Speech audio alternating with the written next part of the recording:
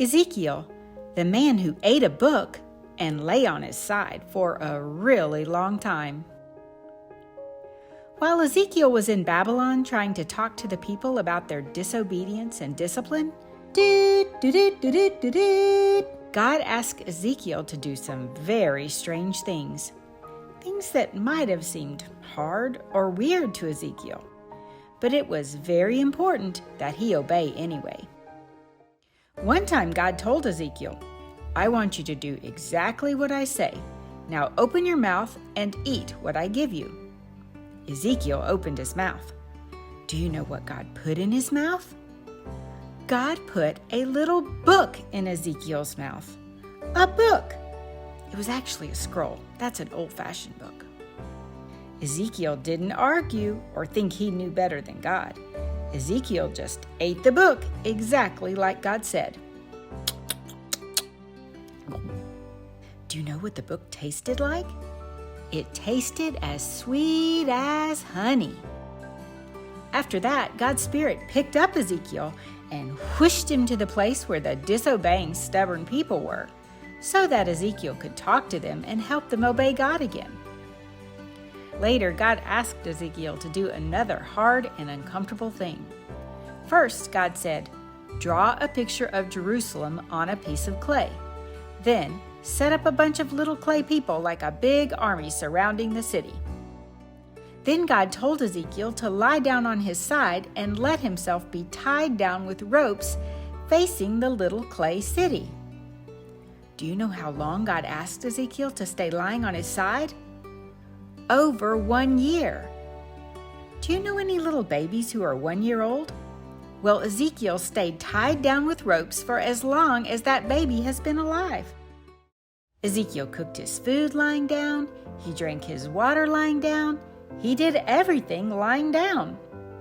Seasons passed. Autumn, then winter, then spring, then summer, then autumn again, then winter again, and Ezekiel was still lying on his side. He could have said, "I think it's been long enough. Maybe I can just get up now." But Ezekiel didn't say that. He obeyed without complaining, and he didn't get up.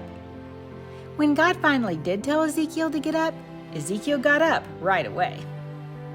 Next, God had Ezekiel shave off all his hair and beard and divide the hair up into 3 little groups. God told him to burn 1/3 of it in a fire, to chop up 1/3 of it with his sword, chop, chop, chop, and to blow 1/3 of it into the wind. Does that sound like a funny thing to do? It might sound funny, but it wasn't really funny.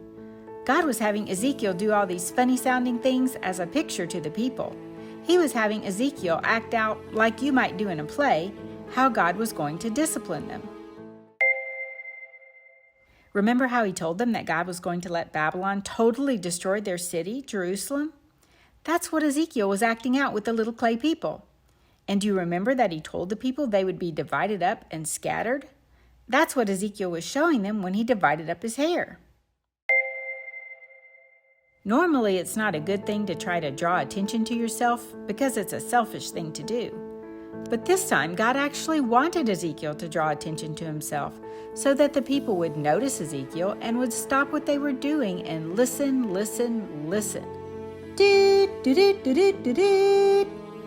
funny-looking things were very painful and embarrassing, but they were a way for God to say through Ezekiel, "Look at me. Listen, listen, listen to God. God is wanting to tell you something. Pay attention." Do you think Ezekiel understood all the reasons God had him do things like eat a book and lay on his side and cut off all his hair? Maybe, or maybe not. But God always has a reason, whether we understand it or not. Our job isn't to understand and know every reason, but to simply obey God with all our heart.